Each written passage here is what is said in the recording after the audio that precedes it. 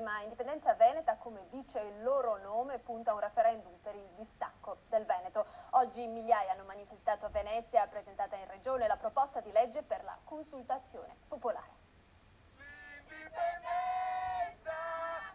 In migliaia in corteo tra slogan, striscioni e bandiere per Calli e Riva di Venezia.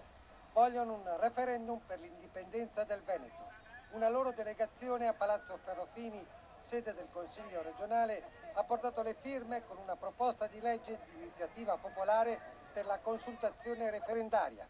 Noi vogliamo che i cittadini veneti siano chiamati a rispondere a un quesito appunto sulla indipendenza e sovranità di questo territorio che si chiama Veneto, perché torni ad essere una repubblica indipendente secondo uno schema moderno, secondo una visione evidentemente aggiornata che tiene conto del diritto internazionale e della necessità per i veneti di essere protagonisti in Europa e nel mondo. Noi saremo presenti anche alle elezioni politiche, fermo restando che il nostro obiettivo non è quello di andare a Roma per occupare delle poltrone. Il nostro percorso, il nostro progetto non passa attraverso il Parlamento di Roma. Il consenso che i veneti vorranno manifestarci verrà utilizzato per farlo pesare laddove si decidono le sorti dei veneti, cioè nel Consiglio regionale Veneto. Noi chiediamo che il Consiglio regionale Veneto approvi il referendum, il progetto di legge che indice il referendum per l'indipendenza per il 6 di ottobre 2013.